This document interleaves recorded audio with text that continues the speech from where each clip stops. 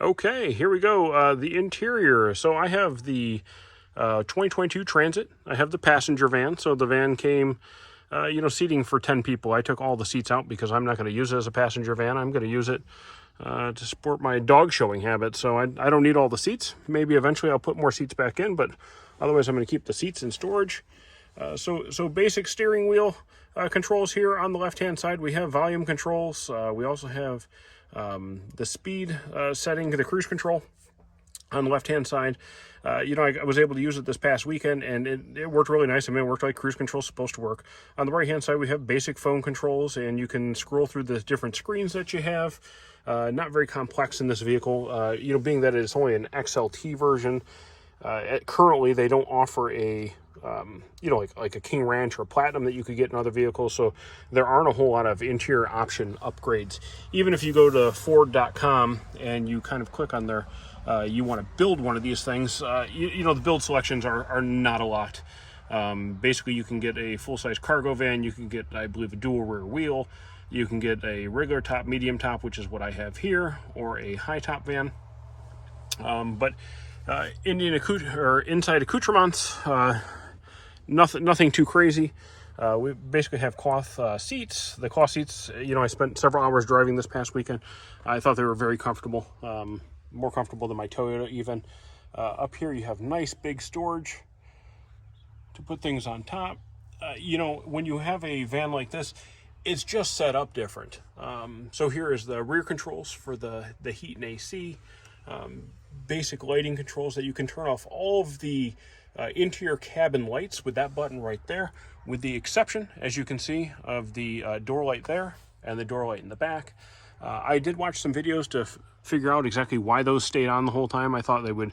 Most vehicles I've had, they've gone ahead and just shut off when you hit that one main switch, turns all the power off, but those stay on. They do shut off after a period of time, so I was not concerned about them draining the battery or having to unwire them, or many of the other things I saw. As long as they shut off and the car starts and runs like it should, they just turned off right there. So they just went off. I don't know if you got to see that or not, but the car doors have probably been open, I'm gonna guess 5 to 8 minutes at this point in time. So you can see we have the one big sliding door there. Nice size entry. I'm a big guy. I'm 5'11", 250. So the doors are nice sized for you to be able to get in and out. Kind of a fun thing here, and I say fun thing, but a little bit different, was the fact that this is where the gas can is, or I should say the gas fill valve. So I like the fact that it is, you don't have a cap, it's capless fill. I've had that in a couple vehicles, and I find that just way easier. Then, I don't have to worry about the cap hanging out as I'm driving off. The interesting thing here is, though, you actually cannot get this open in any way, shape, or form if that door is closed.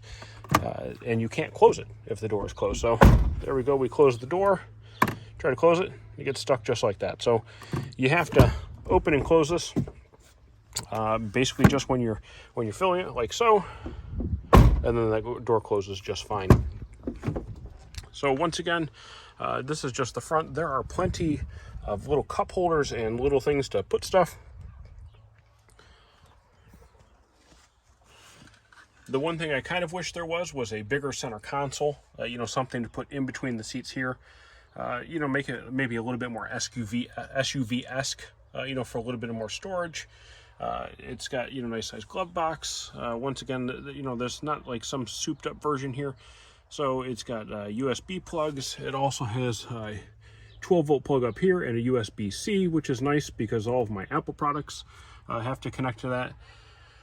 Nothing special about the rear view mirror. It's not auto dimming. There was nothing particularly great about that. You can see all of these vents. So this is a nice part of this. I'm gonna take you around back here real fast to kind of show you that a little bit better.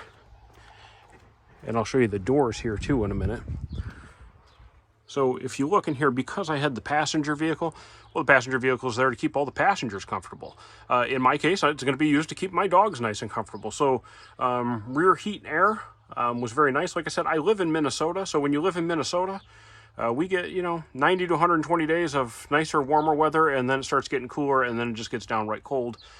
So having the insulated side panels, here in the rear heating and air. I believe is going to prove very beneficial, especially in the wintertime, to get this vehicle heated up. As you can see, it's got good volume.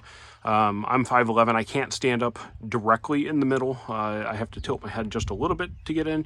You can also see where all of those seats were at. They didn't utilize these back seat holders here, so I had seats all across the front. I had this ridge right here, and then this like single little pilot seat here. It also has auxiliary. This is auxiliary heat and AC to help that rear heat and AC move around. There are plenty of cup holders back here for what would be your potential clientele if you're going to be using this as the person carrying vehicle that's supposed to be. And what also is kind of cool is they have all these nice little USB-Cs right next to all of these cup holders, so that everyone who is in the vehicle can charge their phone and take care of things that they would need. My dogs, however, are not going to need those things at all. So I'm going to make certain quote-unquote improvements to the van. Usually the first thing I do is, because I'm going to be having my show dogs in here, usually I take the stock carpet here and I cover it up. So I'm going to put a plastic film to try to make it a little bit more waterproof, and then I'll put a different carpet on top. Part of that, one, is because, like I said, living here in Minnesota, it gets kind of cold. So I realized I could put down a vinyl or something that would take care of those things all in one fell swoop. But the reality is that the carpet's just a little bit warmer. So I'll be putting a different kind of indoor-outdoor carpet, something easy to clean over this. And then, like I said, I'm going to place plastic. So just like you'd see if you went into a new home where they're trying to cover up the carpet to keep feet and marks and things from getting picked up on it.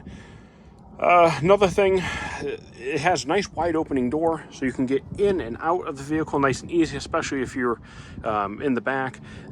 I was amazed, because you have this little jump seat right here, and then you have the front seats over here, that this space right here where you could kind of slide through with the seats to get to these seats here was not as big as I would expect. It'd actually be a lot more comfortable without the jump seat here, but this does offer you the pass-through then to get to the back nice and easy if you needed to.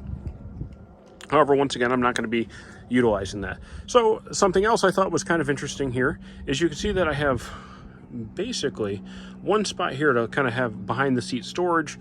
No behind the seat storage here. A regular passenger van would generally have some sort of pockets or something there that you could put maps, put information, maybe hide your iPad, where the heck you may need. I can tell you that an iPad Pro fits right up in those things, really nice and easy, and does stay under that lip, so it's a little bit less detectable.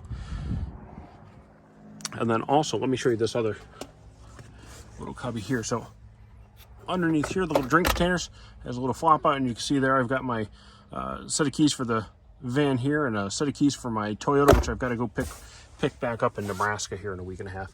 So the infotainment center, once again, this is a very basic Ford Transit, so I love the size of the infotainment center. I got free sync services for the first couple months. It also has Apple CarPlay. It connects airlessly, or Wi-Fi I should say, to the car, which makes it nice and easy to listen to music and have directions. All right, you can see that same basic setup here, and I'll turn the car on here in just a little bit, and we'll be able to look at that a little bit closer. The glove box, decent sized glove box. I had a wiring harness that actually came with it to be able to put down a trailer hitch, which is going to get put on a little bit later this week. Once again, another little cubby of some way, shape, or form for you to put something. Let's see. Nope, that doesn't do a darn thing there. And then, power windows, power door locks. As normal. I was actually surprised too, for as big and as boxy as this thing is, it was relatively quiet going down the road. I would not call wind noise horrendous by any way, shape, or form. As you can see, I opened up this side door again here, so these little lights came back on. Must have reset that switch. As I mentioned before, I don't see any point in going ahead and disconnecting those things at this point in time, because they go ahead and shut themselves off in a little bit. All right, next thing up, I'm going to turn the vehicle on and show you the infotainment system here, and you guys can tell me what you think.